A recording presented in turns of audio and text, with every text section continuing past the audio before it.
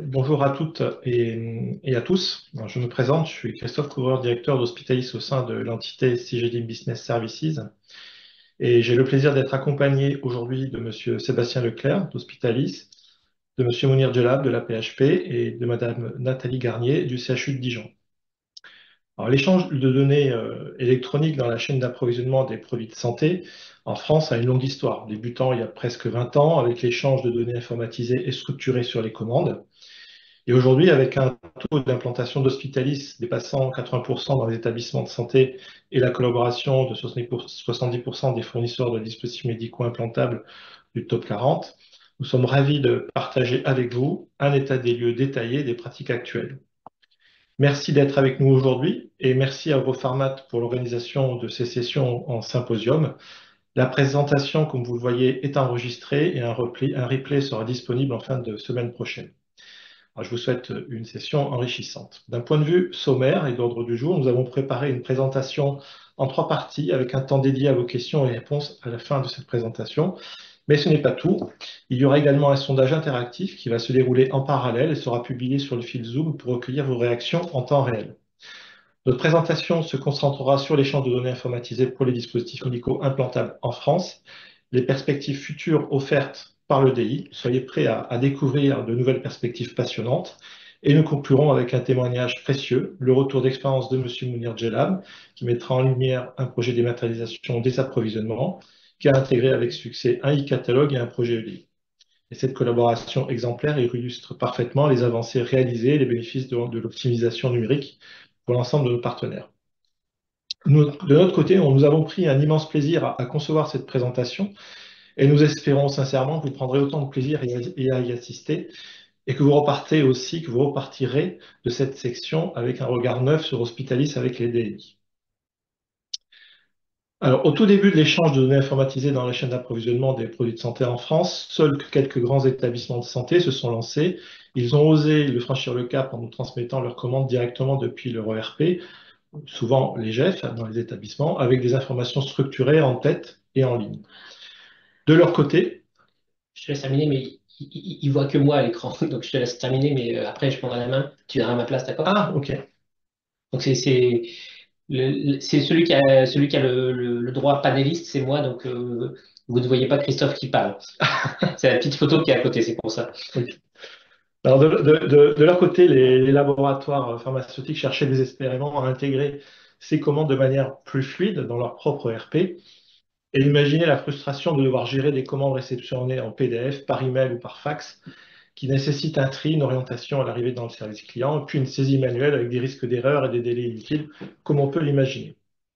Puis, donc, les choses ont évolué depuis ce temps-là. Le nombre de commandes en EDI pour les DMI ont augmenté. Et en 2019, il y a eu également un cadre réglementaire qui a donné un autre coup de boost à ces pratiques de l'EDI, rendant l'échange de données structurées encore plus essentiel. Cela a facilité notamment l'application de la réglementation de la sérialisation des médicaments avec des messages de retour enrichis, comme l'avis d'expédition, avec un code de consolidation du colis permettant d'identifier par la simple lecture de ce code l'ensemble des boîtes de médicaments contenues dans ce colis. Le résultat? Eh ben, un gain de temps incroyable pour les pharmacies des établissements lors de l'action de décommissionnement au moment de la réception des médicaments.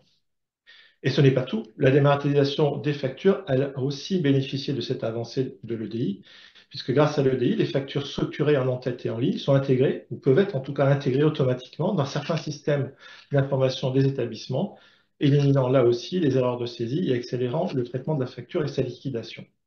L'EDI offre également un atout majeur, un suivi en temps réel des commandes. La communication entre acheteurs et fournisseurs devient plus fluide et de plus en plus de fournisseurs s'y mettent.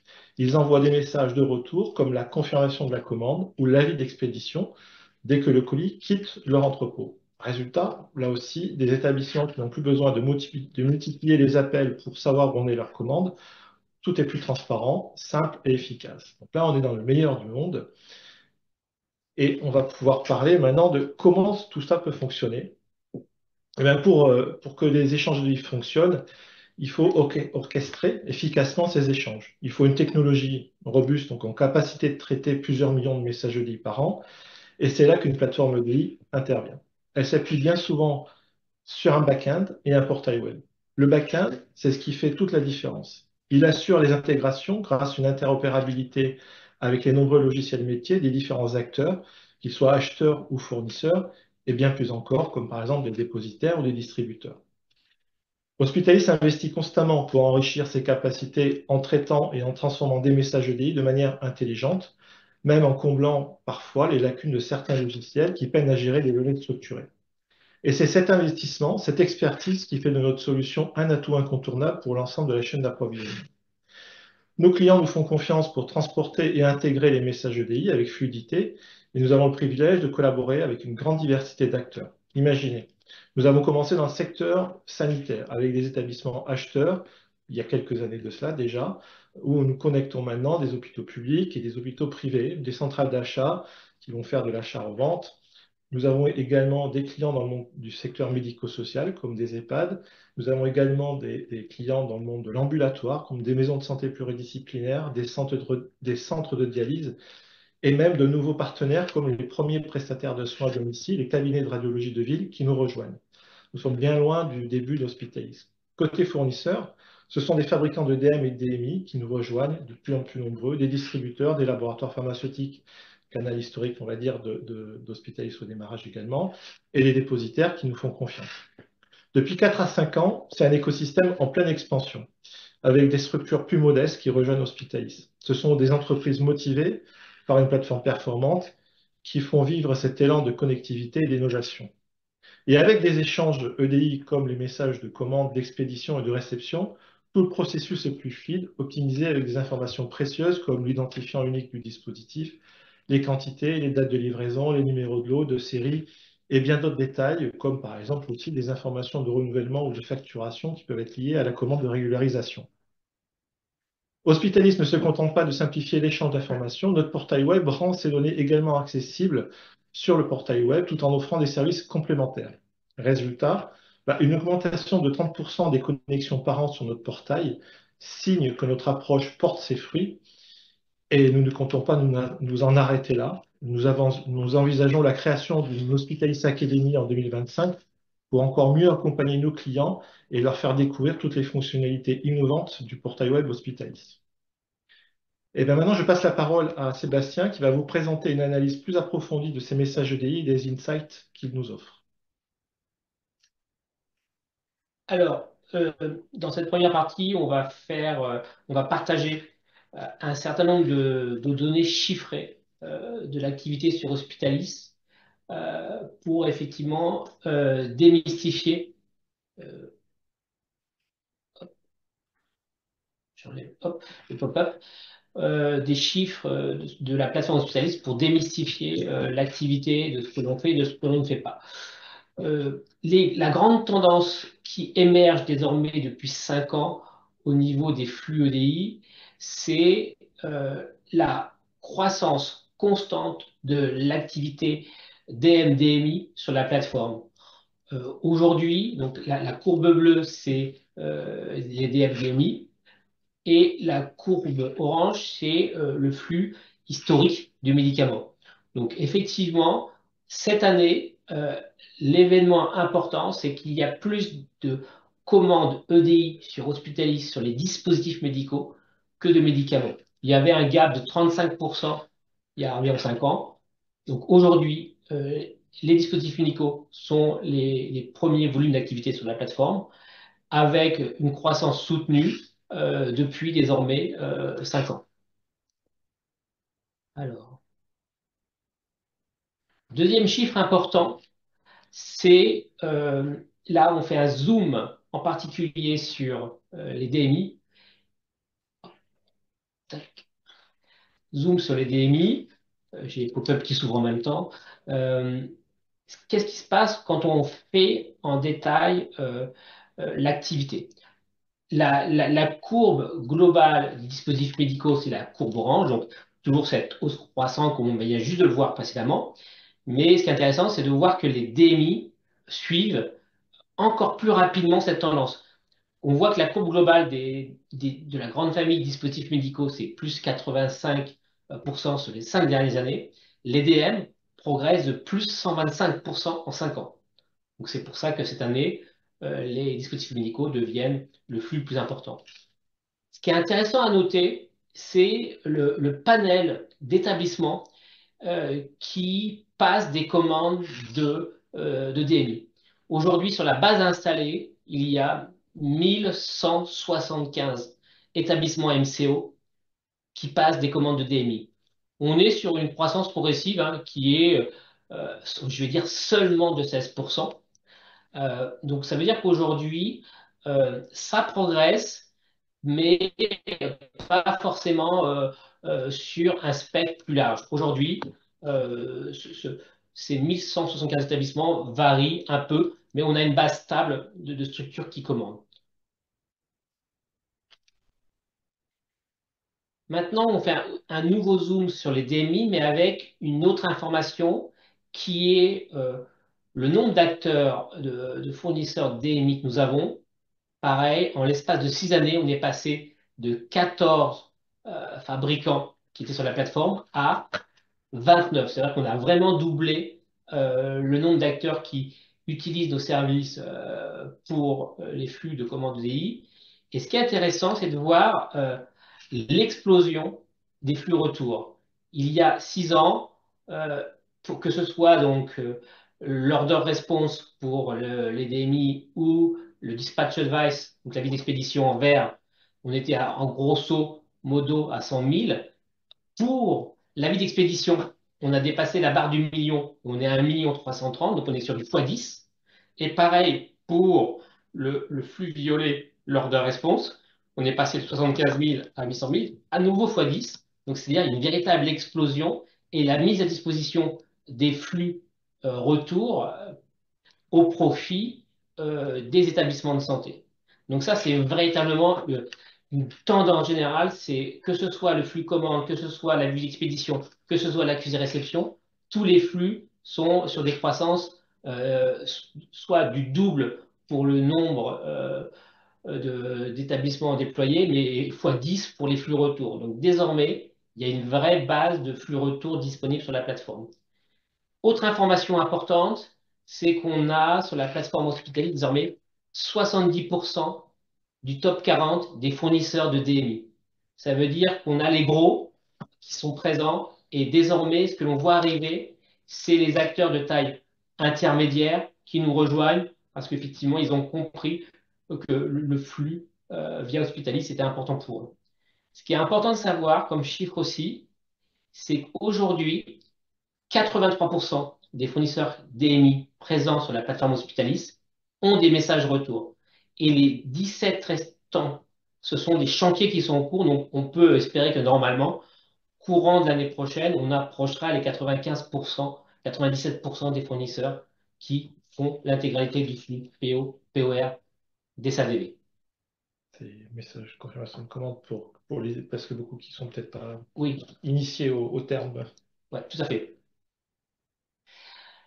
Maintenant, vu que j'ai fait un zoom sur les DMI, j'ai fait aussi un zoom sur les dispositifs hors DMI.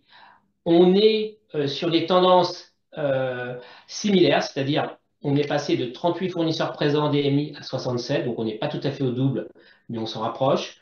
Sur les volumes, on n'est pas sur les bases de x10, on est plutôt sur les bases de x5 de ce que l'on connaissait. Donc, de façon générale, on a du flux retour, mais moins marqué que sur les DMI. Mais par contre, tous les acteurs qui sont présents sur la plateforme, les 80% font du flux retour, mais ils en font moins. Notamment, je pense il y a plus d'avis d'expédition sur les DMI. Même si, malgré tout, on voit qu'il y a aussi une explosion de ce flux retour dans le monde hors DMI. Hop. On souhaitait aussi partager avec vous un chiffre important sur la perception d'Hospitalis et les DMI. Euh, il y a aujourd'hui un nombre, hop, le pop-up toujours, il y a un nombre important d'établissements qui commandent, mais on n'est pas sur la même grandeur pour tout ce qui est donc les commandes dites de régularisation. Là, on parle de prêt, de dépôt. Tout à l'heure, je vous ai dit, on était à 1175 établissements qui commandent. Sur l'univers régularisation, on est sur un périmètre beaucoup plus large. On tourne entre 300 et 400. Donc ça veut dire qu'aujourd'hui, on a des utilisateurs établissements de santé qui n'ont pas de soucis pour passer euh, des achats fermes, parce que pour eux, c'est une pratique simple. On sent encore qu'il y a encore quelques freins sur l'usage donc des commandes de régularisation au niveau des établissements. Par contre, ce qui est intéressant, c'est que les établissements qui commandent qui font de la commande de régularisation, donc prêts et dépôts, ce qui est intéressant, c'est de voir l'évolution. À part l'année Covid, où là, ça a sombré, aujourd'hui, la tendance, c'est que les établissements qui faisaient déjà des commandes de régularisation, bah, elles augmentent la part de leur commande de régule par rapport à la masse globale. On était à 35% versus 75% sur les achats fermes. Aujourd'hui, la part des commandes de régule est plus importante que les achats fermes. On passe à 55% des commandes qui se font désormais versus 45% pour les achats fermes. Donc ça, c'est aussi une évolution du comportement. C'est que les gens qui ont compris qu'ils pouvaient le faire correctement sans risque, sans litige, le font sans difficulté. Mais ça veut dire qu'il faut conquérir les établissements qui ne le font pas, comprendre pourquoi. Il y a plein de raisons qui font qu'ils ne le font pas, et de travailler avec eux sur la capacité à embarquer ce type d'activité. Là, je voulais partager avec vous deux indicateurs forts. Aujourd'hui, euh, quand un fabricant reçoit nos commandes, le flux hospitaliste représente chez lui 40 à 60% de son activité hospitalière. Donc ça veut dire qu'il reçoit encore en direct 40 à 60% de commandes en mode PDF. Et en fait, ils nous ont sollicité pour dire est-ce que vous pouvez travailler avec nous pour avoir un service pour que tout ce qu'on reçoit en PDF arrive chez nous aussi en EDI, parce que tout le mapping est fait chez eux. Donc, en fait, pour ça, on a développé depuis un service en phase de test il y a 3 ans. Et maintenant, depuis un an, on a un service qui s'appelle le multicanal, qui permet à- aux fabricants qui n'ont pas d'ADV suffisamment fort, élevé pour gérer ces commandes. Ils nous poussent systématiquement leurs PDF et nous, on les réintègre dans une logique de LAD, OCR, numérisation, intégration et si besoin, un vidéocodage par des opérateurs qui connaissent parfaitement le secteur de la santé. Donc ça veut dire que nos clients nous font confiance et nous demandent progressivement d'absorber le flux qui n'arrive pas en EDI chez eux. Un deuxième indicateur qui là doit être pour tous une source d'amélioration, c'est qu'aujourd'hui, à peine 20% euh, de nos clients établissements de santé intègrent les flux retours dans leur système d'information. Parce que parfois, certains ne savent même pas qu'ils ont ces flux retours, ou soit parce qu'ils ne savent pas faire comment. Donc, nous, on leur met à disposition le portail Hospitalis dans lequel ils peuvent suivre toute l'activité, mais on a aussi un défi pour voir comment on peut apporter de l'information riche pour nos clients établissements de santé, pour qu'ils voient et qu'ils aient en temps réel l'information sur l'état d'avancement de leur commande. Ça, c'est une information très importante. Ça concerne ce qu'on appelle le temps d'intégration des commandes dans notre système d'information et le fait de vous l'envoyer au plus tôt. Il y a une information forte qui est de dire, en moyenne, une commande met entre 8 et 14 minutes pour être traitée dans notre système d'information et ensuite arrive chez vous. Donc ça, c'est très important pour le monde des dispositifs médicaux et surtout les DMI. Pourquoi? Parce que plus elles partent tôt chez nous, plus elles arrivent tôt chez vous, et comme ça, vous êtes en mesure de gérer la logistique qui va avec. Par contre, ça reste une moyenne, hein. Vous voyez ici, on a des délais, il y a des pics. Là, on a 1h20, 1h30. Donc parfois, pour des raisons d'engorgement, de quantité, d'anomalie, de ralentissement des serveurs, ça augmente. Mais l'important, c'est qu'en termes de moyenne, on est sur un quart d'heure max, ce qui fait une arrivée rapide chez vous.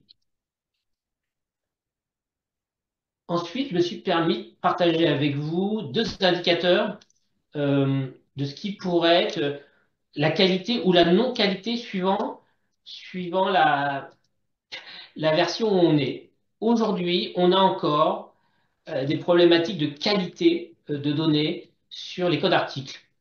Il y a toute la réflexion autour du master data. Mounir Djellab vous en parlera dans la deuxième partie. C'est comment on fait pour s'assurer que les données soient bonnes. Nous, il y a différents types d'interventions. Soit on a une partie de notre équipe qui font les corrections lorsque les codes sont inconnus, ou soit effectivement, les fabricants ont à leur disposition un espace de travail de correction de commande qui leur permet de corriger l'anomalie. Cette règle de correction est mémorisée et s'appliquera à la prochaine commande qu'ils recevront.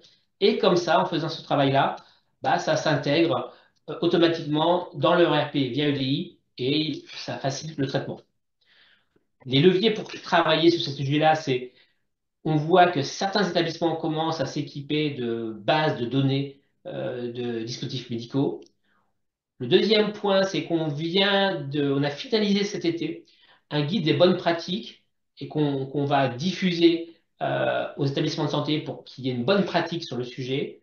Et enfin, le programme Sémaphore national permet d'améliorer ces problématiques d'anomalies, d'erreurs sur les référentiels produits.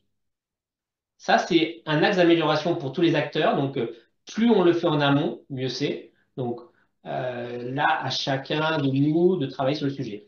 La deuxième information qui est aussi intéressante et qui est très chronophage derrière pour les fabricants, c'est l'absence de numéro de lot dans les commandes de régularisation.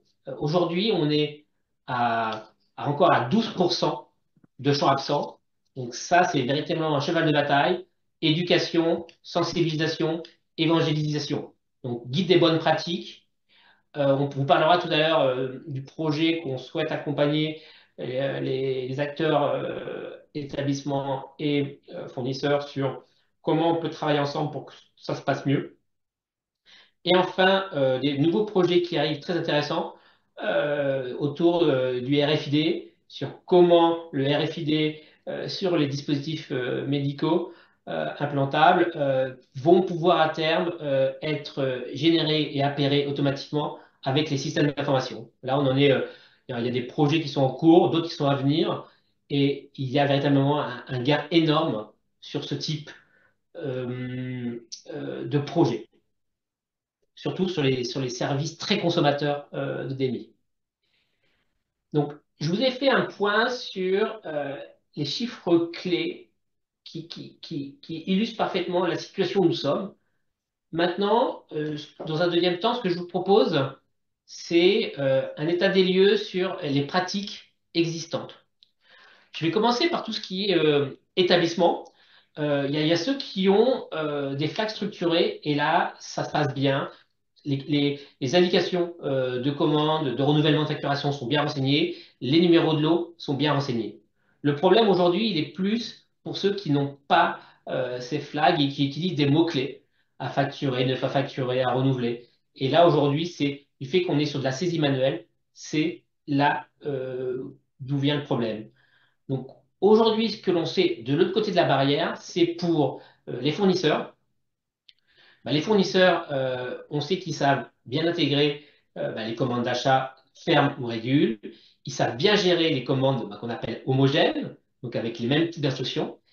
Ils savent gérer les commandes non mixtes, parce que les commandes mixtes, c'est-à-dire ils ont du mal. Et enfin, ils savent gérer les chèques de pause, mais uniquement au niveau de l'entête de commande. Donc ce sur quoi il faut travailler, c'est des bonnes pratiques. Une ligne de commande, un numéro de lot. Quand on fait l'échec de pause, bah, on ne met pas d'accent, on met en majuscule. Quand on fait des prêts, on ne met pas d'accent et on met pas et on met des majuscules. À bannir absolument dans la commande l'usage du divers qui là plante systématiquement la commande et surtout à bannir les adresses fictives de type ne pas livrer. Donc là, ça fait partie des choses qu'on a documentées dans notre guide des bonnes pratiques, qu'on va continuer à évangéliser pour les bonnes pratiques. Enfin, notre gros projet des 15 prochains mois, c'est de travailler avec tous les acteurs de l'écosystème pour qu'on regarde un petit peu ce qu'on peut améliorer sur les problématiques de données structurées à la ligne, de voir comment ils peuvent travailler avec leur éditeur, donc ERP côté fournisseur et logiciel de gestion hospitalier pour les hôpitaux, pour voir où le bas blesse et comment derrière ils peuvent adapter leurs commandes à notre cahier des charges et ensuite on les accompagne sur une phase de test pour assurer une mise en production. Donc objectif à 14 mois, l'idée c'est d'arriver en janvier 26 sur une des outils plus faciles à utiliser et pour faciliter l'intégration. Christophe, je te laisse finir. Donc Viens. là, on est sur les Christophe, perspectives. viens à ma place, ça serait mieux. Bien.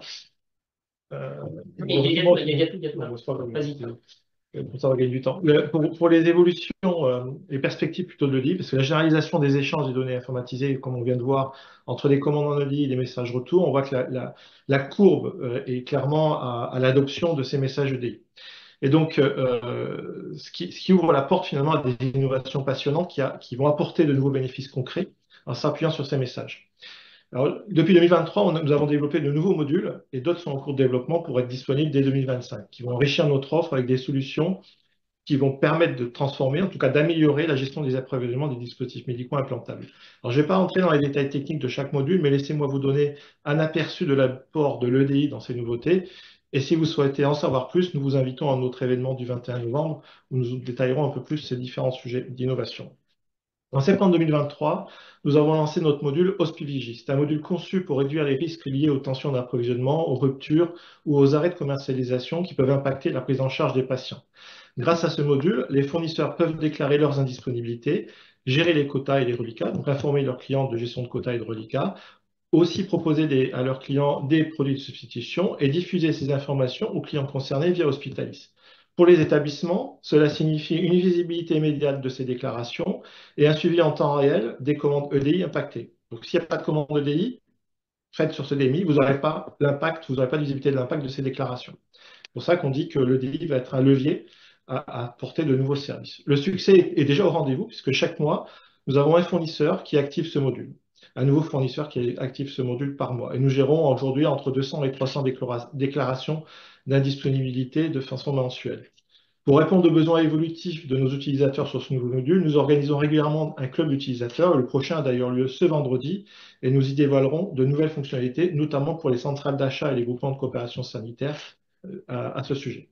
En mars 2024, nous avons lancé le module HospiSécu. C'est une solution cruciale pour renforcer la résilience des établissements de santé face aux cyberattaques, mais de manière plus large, face à toute panne informatique ou tout autre incident perturbant la normalité du fonctionnement d'une gestion économique et financière.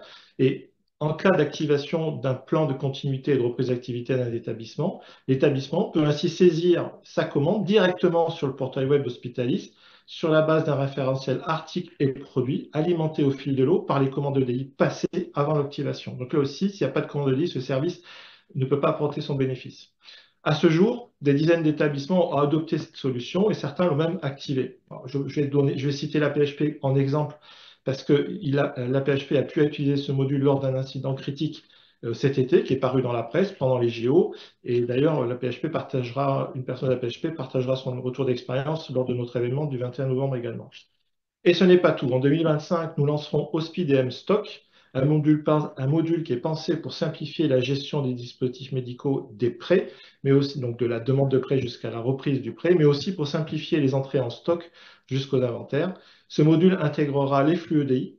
Au travers des avis d'expédition, on pourra récupérer par exemple des tags RFID si certains fabricants mettent des tags RFID sur leurs produits, par exemple, et couplera aussi l'IoT, donc par exemple en se connectant à des armoires connectées au sein d'un établissement, offrant ainsi une vision en temps réel des stocks de dépôt, qui permettra aussi d'ailleurs d'être partagé, si l'établissement le souhaite, avec les fournisseurs. Les bénéfices seront concrets pour les professionnels de la santé, moins de temps passé sur les entrées en stock ou les inventaires, une réduction de surstockage et moins de pertes dues aux produits périmés. En tout cas, c'est ce que l'on vise à faire. Notre démarche, pour en terminer, pour développer ces nouveaux services, repose toujours sur deux principes clés. Le premier, c'est garantir des bénéfices équitables pour tous les acteurs de la chaîne d'approvisionnement de produits de santé, parce que si on apporte des bénéfices à l'un au détriment de l'autre, Ça ne peut pas marcher.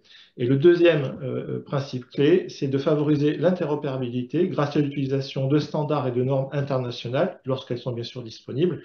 Et cela permet une intégration plus fluide avec les logiciels métiers, que ce soit les GF, les ERP, des côté système d'information, que ce soit les ERP du côté des fournisseurs. Et ça facilite bien sûr les échanges entre tous les participants connectés à la plateforme.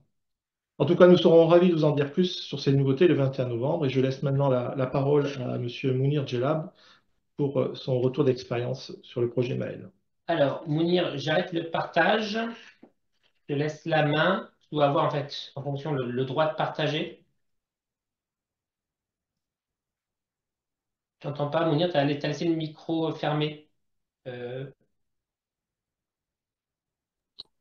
super. Bonjour, Bonjour à Mounir. tous. On t'entend, Mounir. Alors, est-ce que vous voyez mon écran? Super, oui. On voit le fichier Très Excel, bien. pas. Alors, On voit le fichier Excel. oui, voilà. Voilà, ça Et y est, donc, c'est juste, voilà.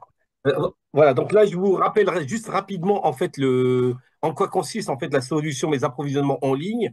Donc, il y a deux sous-projets. Le premier qui est la mise en place d'un e-catalogue qui permet à nos demandeurs internes, notamment les services de soins et les blocs opératoires, de faire des DA directement à partir d'un catalogue qui va ensuite générer une demande d'achat et générer automatiquement des commandes.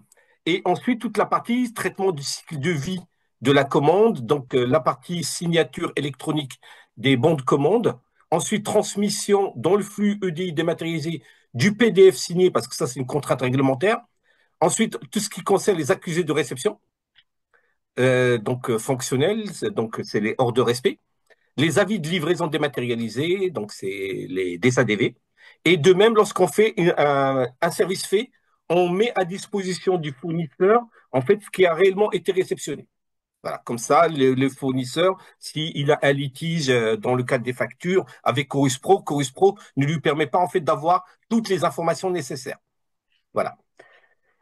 Donc pour la partie, donc je passe rapidement, je vais vous faire une démonstration comme ça sera un peu plus visible, enfin plus parlant pour vous. Donc dans le cadre du catalogue, en fait, c'est synchronisé en fait les catalogues, c'est n'est ni plus ni moins que en fait nos marchés, c'est-à-dire que nos marchés sont saisis dans les GEF et ensuite on enrichit avec les éléments de images, s'il y a des fiches techniques, s'il y a le marquage CE, etc. Et donc un utilisateur va venir, donc troisième healthcare, et donc là il y a des articles qui sont enrichis, voilà. Donc vous voyez que là il y a des enrichissements. Donc ensuite, donc ça lui permet à un utilisateur, par exemple là pour un article enrichi, ceux-là ils sont pas encore enrichis, ceux-là sont enrichis, donc ça permet à un utilisateur, donc au fur et à mesure qu'on enrichit, parce qu'il y a un renouvellement des marchés, donc ça veut dire qu'il faut réitérer l'enrichissement. Et ensuite, donc un utilisateur n'a pas besoin de solliciter le fournisseur pour savoir, pour obtenir les informations nécessaires par rapport à ce qu'il veut commander. Donc ça, c'est, on va dire, quelque part pour aider à constituer un panier donc, comme ça, les utilisateurs retrouvent un petit peu leur expérience. Comme aujourd'hui, c'est assez quand même démocratisé, les achats en ligne. Et surtout, ce que je voulais vous montrer, c'est la partie suivante qui concerne plutôt le suivi des informations dans notre GF. Donc, je vais juste... Voilà. En fait, dans notre GF, en fait, aujourd'hui, on a un tableau de bord qui permet de suivre par commande tout le cycle de vie de la commande, c'est-à-dire de la signature. On intègre dans notre GF, en fait, quand il y a des accusés de réception. De même, on intègre dans notre GF, voilà, on intègre dans notre GF toute la partie, en fait, échange avec le fournisseur, c'est-à-dire que là, on a les accusés techniques, c'est-à-dire est-ce que le bon de commande est bien arrivé dans le système d'information du fournisseur, s'il a été intégré, s'il y a un refus ou pas, enfin un problème technique pardon, d'intégration. Et ensuite, on a toute la partie intégration des hors de respect. Donc comme ça, par exemple, là, je peux voir que cette commande-là, elle a donné lieu, elle a été acceptée, mais avec une proposition de référence. C'est-à-dire que probablement le fournisseur est en rupture, donc il nous propose une autre référence. Et ensuite, il y a toute la partie intégration des avis de livraison. Donc, c'est-à-dire les avis de livraison, donc on les a là, et on va jusqu'à la facture. Où est-ce qu'on en est dans le statut de la facture? C'est-à-dire, il y a eu de la livraison, et quand c'est vert, ça veut dire que la facture est déjà payée. Quand c'est rouge, Non, la facture n'est pas encore traitée. Et donc, ça permet à chacun qui participe au processus de dépense. Donc, parce que dans un processus de dépense, vous avez les personnes qui passent la commande, d'autres personnes, ce sont les gestionnaires de commande, les bureaux des achats, d'autres qui réceptionnent, d'autres qui traitent plutôt de la facturation. Et donc, personne, tout le monde, pardon, toutes les personnes qui participent au cycle de vie du traitement de la commande, en fait, ont une perception globale de où est-ce qu'on en est. Et donc, c'est un outil de pilotage qui est partagé. Alors, bien entendu, hein, on peut faire les services faits directement à partir du tableau de bord. Hein. Donc, on a beaucoup d'autres fonctionnalités qui permettent soit de faire du contrôle, soit du pilotage, ou toute la partie, on va dire, opérationnelle. C'est-à-dire, voilà, je réceptionne, je contrôle, je relance dans le cas où le fournisseur n'a pas répondu, ou justement, si la date de livraison prévisionnelle, par exemple, est le 9, et que si au bout le 9 au soir, on n'a rien reçu, donc là, on se permet de solliciter le fournisseur pour dire, normalement, il était prévu que vous livriez à telle date, vous ne l'avez pas fait. Et de même, moi, surtout, ce que je peux contrôler, puisque je suis aussi responsable du pilotage de la dépense, je peux éventuellement aussi mesurer les retards de réalisation des services faits. Par exemple, là, je vois sur cette ligne-là que la réception aurait dû être le 9 et la réception, donc la réception effective, donc a été faite le 10. Donc là, il n'y a pas de sujet. Par contre, la ligne précédente, la livraison était le 9, on n'a réceptionné que le 18. Voilà, donc probablement, soit il y avait des congés, des personnes qui étaient en congé, etc. Et donc, ça nous permet, nous, de voir un petit peu, avoir des informations, où est-ce qu'on en est dans le processus de dépense et s'il y a un problème qui est situé sur un hôpital, sur un magasin, etc. Et donc, ça permet, au-delà de, c'est pas dans une perspective de suivre de l'activité des personnes, c'est plus d'identifier au cas où il y a un problème. Voilà, donc là, c'était la démonstration. Donc, je vous ai montré tout à l'heure donc les catalogues. Si là, je reviens, donc je poursuis. Alors, le projet en lui-même, donc le déploiement, il a duré 3 années. Il y a deux axes de déploiement. Le premier axe, bien sûr, c'est par rapport à nos utilisateurs internes. Et le deuxième axe où on a fait un gros effort, c'est tout ce qui concerne l'enrôlement des fournisseurs. Alors, soit ils sont déjà enrôlés dans la base Hospitalis, et donc on a profité quelque part, c'était un effet d'aubaine, ou au contraire, on a des chantiers où en fait on incite les fournisseurs à faire les flux retours. Et de même, on incite aussi les fournisseurs à basculer du mode portail au mode EDI. Pourquoi? Parce qu'on a remarqué qu'en fait, on a un écart de 20 points sur les flux retours entre les fournisseurs qui sont uniquement enrôlés en mode portail par rapport au mode EDI. Or, pour nous, en fait, la plus-value de ce projet-là, c'est surtout les flux retours. Parce que les flux retours permettent d'une part, comme je vous ai montré tout à l'heure, d'organiser toute la partie logistique interne. Et deuxième point, le traitement des factures. Voilà, pour éviter les litiges avec les fournisseurs, les intérêts moratoires, d'avoir du retard. Alors, donc, juste pour passer rapidement, aujourd'hui, on est à un taux de dématérialisation de 65%, dont quasiment 95% pour les DMI. Voilà. Sur les DMI, on est, voilà. Là, je vous donne toute bon de commande confondue. D'accord? Taux de retour, donc aujourd'hui, on est à 60% en termes de hors de respect. Des SADV, on est à 52% et je crois qu'on doit être autour d'une quarantaine de projets avec les fournisseurs pour qu'ils déploient les modules retour. Donc, les modules donc côté hospitaliste pour commencer à mettre en place les hors de respect des SADV. On a pour cible d'arriver à 70% du taux de retour. Pourquoi? Parce qu'en fait, on n'escompte pas avoir des taux de retour quand il y a des prestations, parce qu'il y a beaucoup de maintenance dans les bons de commande dématérialisés. Donc, fatalement, voilà, on n'attend pas de flux retour de ce côté-là. L'avantage aussi, tout à l'heure, donc, Monsieur Claire en a parlé, Leclerc, donc, il en a parlé, c'est en fait, dans les flux retour, on peut intégrer tout ce qui concerne les éléments, on va dire, de traçabilité. C'est-à-dire qu'aujourd'hui, dans les flux retour, on aura les numéros de lot, les numéros de série. Et bientôt, on espère mettre en place tout ce qui concerne les informations RFID. Et ça permet, en fait, au moment où on réceptionne, en fait, d'avoir ces informations-là qui sont automatiquement intégrées dans notre système d'information. Voilà. Donc, ça évite tout ce qui est saisie et les risques d'erreur. Donc voilà, donc le nombre d'utilisateurs, le moteur de recherche, donc c'est très utilisé. Donc on a 500 000 recherches là depuis le début de l'année. Donc c'est un plus pour les utilisateurs. Voilà. Et mais à la limite pour nous en fait le moteur de recherche c'est très important.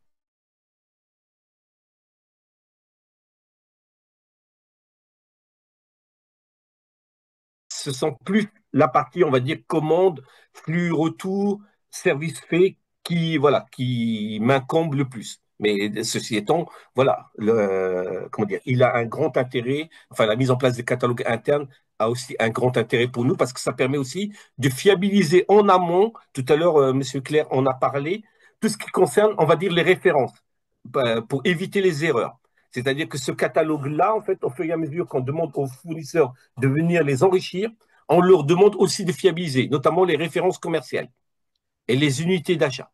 Donc, on fait en fait, c'est qu'on est parti au début pour dire que c'est un service qu'on apporte à nos utilisateurs internes, et puis on en a profité aussi pour demander aux fournisseurs de fiabiliser au fur et à mesure qu'ils enrichissent les références commerciales.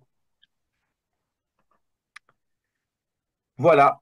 Donc, moi, j'ai fini pour ma partie. Si vous avez des questions, je suis à votre service. Mounir, il y avait un truc qui était il y avait deux choses intéressantes, c'est la, la qualité de l'onboarding des fournisseurs, parce que l'onboarding fait par la PHP était exigeant en termes de flux retour et avec un panel de fournisseurs embarqués supérieur à 500-600 et le pilotage permanent euh, fait pour voir où on en est, sur qui sont les bons élèves, qui sont les moins bons, et le suivi Oui. régulier, soit en hebdo, soit mensuel. Ça, c'est un bel exercice. Voilà. Alors, en fait, exactement. Donc, en fait, voilà, ce sont les tableaux. Donc, je vous montre, par exemple, là, c'est pour les fournisseurs qui sont en mode DM. Donc, là, on suit, en fait, régulièrement quels sont les taux de retour des fournisseurs. Donc, voilà, aussi bien pour la partie, alors, POR, c'est les hors de respect, les ASN, c'est les DSADV. Et donc, pour les fournisseurs, donc, tous les mois, on fait un point et on regarde un petit peu par rapport au taux de retour. On considère qu'au-delà de 70%, aussi bien en termes de hors de respect que DSADV, voilà, c'est honorable. Voilà. Et donc, à partir du moment où c'est en deçà de 30%, de 70%, on fait des actions de relance. Alors, pour les fournisseurs, probablement, par exemple, quand c'est de l'EDI, des fournisseurs qui sont en mode EDI, donc ce qui est quasiment le cas de tous les DMI, voilà, quasiment, puisque on n'a que un seul qui est en mode portail. Donc là, on se permet de voir est-ce que c'est pas plutôt un problème technique, parce qu'il n'y a pas de raison que on n'atteigne pas les 70-80%. Voilà. Et donc à partir de là, qu'est-ce que soit donc là par exemple quand c'est 0%, bon là il n'y a pas de problème, ça veut dire qu'en fait le flux retour n'est pas activé. Et donc là, on se met en contact avec le fournisseur, on met une pression auprès du fournisseur pour lui dire bon ben, voilà, nous attendons la mise en place de ces flux retour. Et en fait, ce qu'on a fait, c'est qu'on a intégré maintenant dans les clauses de nos consultations, on demande aux fournisseurs de mettre en place ces flux retour. C'est-à-dire qu'on exige maintenant, dans le cadre de nos consultations, de la mise en place de ces flux retour. Et donc, on le fait donc aussi bien pour les hors de respect que les DSADV. Voilà. Et donc, du coup, on a je ne sais pas combien de suivis, voilà, de projets, parce qu'en fait, on fait le projet, on déploie, et après, il faut superviser ces flux. Et de temps en temps, comme il y a une plateforme, parfois deux plateformes intermédiaires, alors on essaie de voir d'où vient le problème. Est-ce que c'est plutôt chez nous, avec l'interaction avec Hospitalis, ou l'interaction avec le fournisseur? Donc, il y a tout un travail d'animation que l'on fait régulièrement, justement pour maintenir un niveau ou une perspective de progression avec les fournisseurs. Et sachant que les fournisseurs aussi y ont intérêt, parce que je leur fais une démonstration rapide entre les fournisseurs qui sont en mode EDI et qui font les flux retours, les autres, et on regarde à un instant T le taux d'écart de facture. Super. Et donc, je leur explique qu'en fait, l'EDI permet de fiabiliser leur facturation et donc de les payer plus rapidement. Très bien. Merci Mounir pour tout ce témoignage. Ça a été un chantier de 3 ans. On a atteint 95% du périmètre fournisseur. Donc maintenant, on fait le suivi. Il nous reste une dizaine de minutes pour regarder les questions. Ouais. Christophe, tu as mis le micro? Il y a des questions. Donc, il y a comment faire si T'as pas mis le micro chez toi? Ah, ah, ok, c'est bon. comment faire si les logiciels que nous avons ne permettent pas de respecter la nomenclature demandée par Hospitalis? Alors, je ne sais pas, Sébastien, où je prends la Vas-y, réponse. prends, ouais. Comme évoqué, donc, comme on l'a évoqué tout à l'heure, alors tout d'abord, Hospitalis s'appuie sur des standards d'interopérabilité internationaux. Maintenant, si votre logiciel actuel ne respecte pas la nomenclature d'interopérabilité, il y a plusieurs solutions quand même qui s'offrent à vous. Bon, d'abord, ça peut être mettre à jour votre logiciel, vérifier auprès de votre éditeur si des mises à jour ou des modules complémentaires sont disponibles pour assurer la compatibilité avec les standards EDI. Il y a de nombreux éditeurs qui proposent tout de même des mises à jour pour se conformer aux normes en vigueur. Ensuite, s'il n'est pas capable de nous remettre un message au standard d'EDI, comme je l'ai évoqué tout à l'heure, une des forces qu'on a sur une plateforme d'EDI, en général, pas que pour Hospitalis, mais je vais parler pour Hospitalis, c'est de pouvoir faire des transformations des messages. Autrement dit, dans ces conditions-là, soit côté établissement, soit côté fournisseur, vous nous remettez des messages, ils ne sont pas à la norme EDI. En fait, c'est nous qui allons traiter ces lacunes pour que on puisse intégrer dans Hospitalis avec le standard d'interopérabilité. On va faire des traitements comme des mappings, par exemple, qui vont se mettre au format CET. Donc ça, c'est généralement pas un problème. Le principal problème dans la situation qu'on peut rencontrer parfois, c'est si l'information n'existe pas dans votre GEF ou dans votre ERP. C'est-à-dire que je prends un exemple, si votre logiciel ne sait pas gérer dans sa base de données l'IUD, je vais y arriver, ou l'UDI, selon comment on veut l'appeler, eh bien là, par définition, nous, on ne pourra pas transporter une information qui n'existe pas dans le logiciel métier de notre client. Par contre, si cette information existe, mais que tout simplement elle peut pas être mise elle ne peut pas être mise en place dans un format technique souhaité par le standard d'interopérabilité, là, on pourra nous aider et faire la transformation nécessaire. Et enfin, il y a aussi une troisième voie, c'est l'utilisation d'outils intermédiaires. Il y a des solutions comme des EAI, par exemple, qui peuvent servir de passerelle entre votre système actuel et Hospitalis pour assurer la compatibilité aux standards d'interopérabilité. Dans tous les cas de figure, bien sûr, ça nécessite souvent qu'il y ait des personnels au sein des structures qui connaissent un peu les pratiques de l'EDI. Sinon, on a, nous, des experts. Quand on est en mode projet, on vient aider sur ces sujets-là. Autre question, peut-on faire le lien entre la commande et la facture? Sébastien, on prend la réponse. Oui, on peut faire le lien entre la commande et la facture. Alors, pour le coup, ça ne va pas s'appuyer sur la solution Hospitalis, mais ça va s'appuyer sur la solution SAI que Cegidim commercialise également, où on peut, nous, traiter donc, les rapprochements. À partir du moment où vous faites des messages en EDI, l'EDI égale échange de données informatiques structurées. Ça ne dit pas autre chose, en fait. Derrière, ça veut dire quoi? Ça veut dire qu'on est capable, dans des messages EDI, de structurer la donnée au champ près, à la ligne, que ce soit sur la commande, que ce soit sur la facture, que ce soit même sur un bon de réception. Et on peut donc, à partir de là, faire des rapprochements. Parce que faire un rapprochement, on peut faire des rapprochements en tête, pied de page, on peut faire des rapprochements jusqu'à la ligne, que ce soit dans la commande, soit dans la facture. Donc oui, on a une solution pour ça, c'est la solution SAI. Et vous savez qu'il y a une réforme en cours pour la mise en place de 2026. Et on commence à avoir des grands établissements privés qui sont équipés de notre solution SAI, comme côté fournisseur, des fournisseurs qui se sont équipés également de cette solution. Est-ce qu'il y a d'autres questions auxquelles on n'aurait pas répondu? Donc, Nathalie a répondu qu'est-ce qu'un MCO, médecine chirurgie obstétrique. Nathalie, je ne sais pas si tu peux parler, parce que je n'ai pas compris si tu as été connecté avec le son ou pas. On a su que tu avais eu des problèmes de connexion.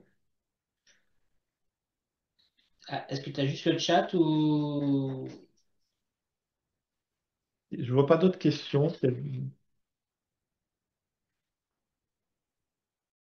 Non, Oui. je suis mais muette. Attends, alors, je vais essayer de donner un droit. Je vais voir si j'ai la main pour... Donc là, vous avez le questionnaire satisfaction. Donc on a terminé. On est dans le timing. Alors, On n'a pas évoqué, j'en profite pour évoquer HospiDM pour la télésurveillance médicale, qui va aussi s'appuyer sur l'EDI. Parce que vous savez qu'il y a il y a une réglementation de mai 2023 qui intègre dans le droit commun la facturation de l'activité de télésurveillance médicale. Alors, vous allez me dire pour certains d'entre vous, mais en quoi ça concerne les DMI? En fait, on est dans le cadre de la télésurveillance médicale associée à des DM connectés. Il peut y avoir des DMI connectés. Cette réglementation précise entre autres que le forfait technique facturé par le fournisseur du dispositif médical connecté auprès de l'assurance maladie et pour un assuré ne peut être facturé sans la facturation de l'établissement opérateur auprès de l'assurance maladie pour le même assuré, c'est-à-dire pour le même patient et sur la même période, et inversement. Et bien donc là, le DI, ça va se permettre d'échanger les statuts de facturation entre établissements et fournisseurs. Parce que l'un va pouvoir informer l'autre, tiens, j'ai facturé tel patient sur telle période pour le DM connecté, pour les informations de télésurveillance dont moi je relève dans le cadre de l'activité de la télésurveillance, et donc que l'autre partenaire, donc si par exemple c'est le fournisseur qui facture en premier l'assurance maladie, il pourra par EDI informer, donc ça c'est une évolution dans Hospitalis, informer l'établissement qu'il vient de facturer tel patient sur telle période. Et donc l'établissement pourra également facturer l'assurance maladie pour le même patient sur le périmètre de l'activité de télésurveillance médicale qui le concerne.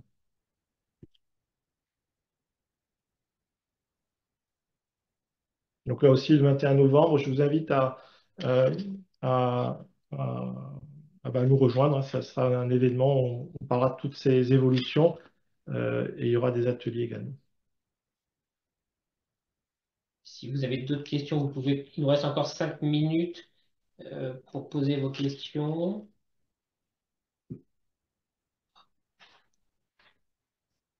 Donc, Nathalie, j'ai pas les droits pour te donner la parole.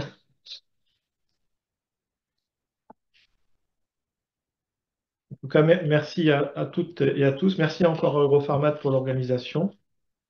Et nous espérons sincèrement que vous repartez de cette session avec un regard neuf sur Hospitalis avec les DMI.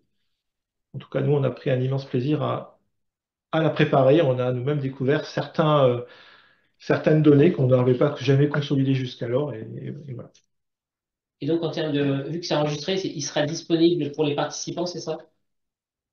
Oui, ça sera disponible sur le site Europharmat, je pense. Oui. Une version webinaire. Il y a une question sur est-ce que le webinaire pour les ceux je pense que on nous demande est-ce qu'il y a une version online du 21? Non, en fait, on cherche à faire du présentiel et à faire du qualitatif, de la mise en relation aussi, parce que c'est des moments aujourd'hui au travers des webinaires qui ne permettent pas toujours cette mise en relation et c'est ce qu'on cherche aussi au travers de cet événement. Hospitalis ne transfère que la référence fournisseur ou référence EDI, pas la nomenclature. Alors, pas sûr de comprendre comment faire si les solutions que ça j'ai répondu. Hospitalis peut transférer l'UDI, peut transférer la référence commerciale du fournisseur et dans les établissements qui sont équipés de bases de données de DM externes, que ce soit les trois qui existent sur le marché, puisqu'on a un partenariat avec les trois, Vidal, DMDMI, FAST et Exosmed, on peut aussi aller chercher de l'information complémentaire euh, pour notre solution de traçabilité. On n'en a pas parlé là de la solution de traçabilité parce que ça sort un peu de l'échange de l'EDI. Et vous avez compris qu'avec OSPI DM Stock, il va y avoir un lien fort. Hmm. Ce qui va être ce qui est aussi intéressant, je ne sais pas si la présentation est aussi, si le support qu'on a utilisé, le PowerPoint, est aussi diffusé aux participants ou pas. Non? Je sais pas. Je sais pas. Parce que pour ceux qui seraient intéressés, ils peuvent nous contacter parce qu'il y a le fameux guide des bonnes pratiques qu'on a évoqué à plusieurs reprises. Euh, c'est un document qu'on construit avec certains fabricants. Et désormais, ça sert d'élément de compréhension pour les établissements. Et, euh, et- Fabricant et établissement, c'était construit avec les deux. oui, et l'idée, c'est que effectivement que les gens s'approprient le sujet. Et je ne sais pas si on a un point de contact à un moment, vous verrez. Je viens de mettre un contact.hospitalis@cgdim.com. OK. Non, nous ne mettons pas le PowerPoint. On ne diffuse pas le PowerPoint. Si Christophe vous a communiqué le point de contact et on pourra éventuellement répondre si vous avez d'autres questions et on continuera l'échange de cette soirée.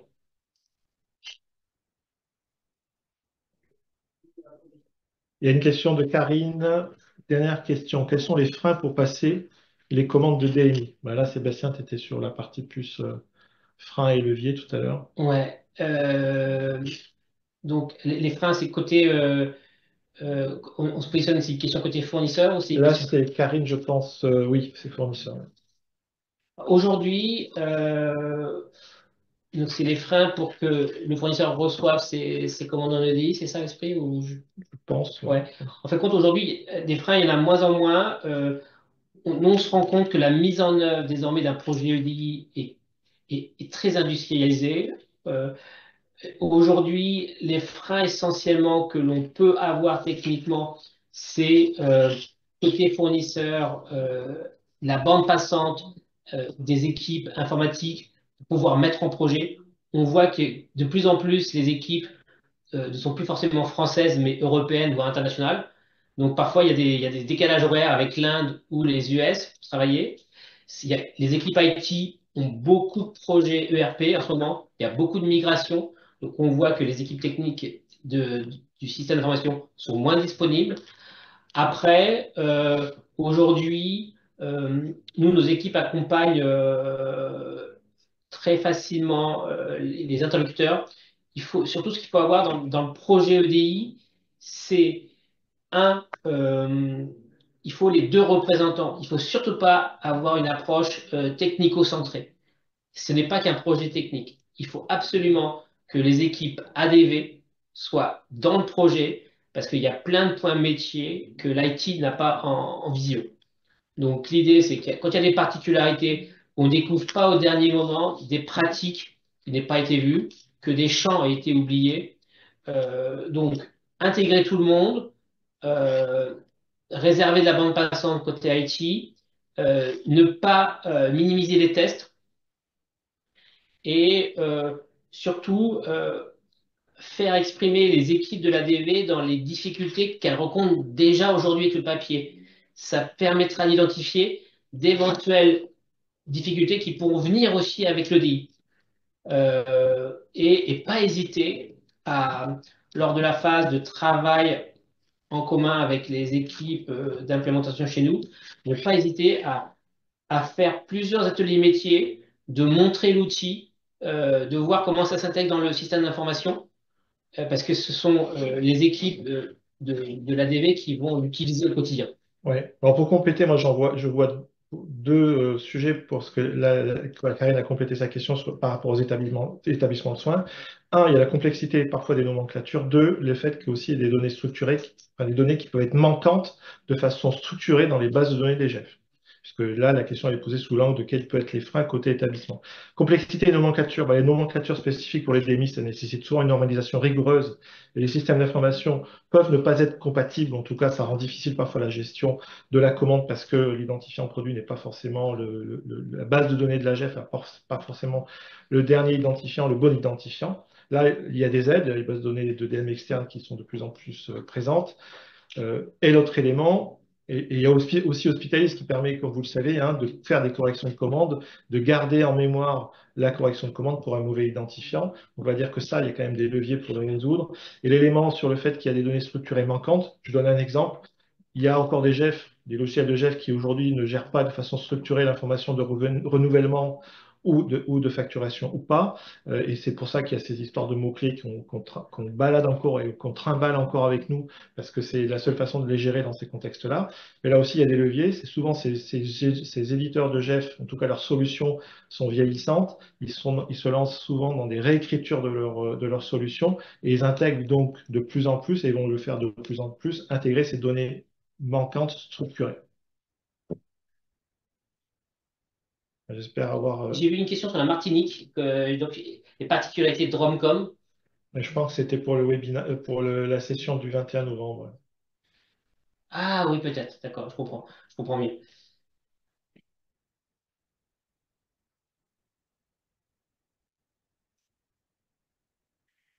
Et de façon générale, quand on est établissement de santé, et pour finir sur les commandes de DMI, je pense que c'est intéressant si vous n'avez pas fait les DMI de régularisation avec vos outils, de commencer de faire un test avec un panel réduit de fabricants. On pourra aujourd'hui, certains sont prêts à faire les tests avec vous. Vous ferez la main avec un panel de 5-6 fabricants et ensuite, si tout se passe bien, y aller en logique de grappe. C'est-à-dire, on fait un premier groupe qui fonctionne bien, deuxième groupe, et ensuite on généralise parce qu'on est sûr de la pratique et on a bien testé que votre GEF soit capable d'intégrer toutes les contraintes liées au DMI, l'eau, série, facturation, renouvellement. Bon, je pense qu'on a terminé, là. Oui, je crois. Merci à toutes et à tous. On espère que vous avez passé un moment agréable, intéressant. N'hésitez pas à revenir vers nous si vous avez d'autres questions. On se fera un plaisir d'y répondre.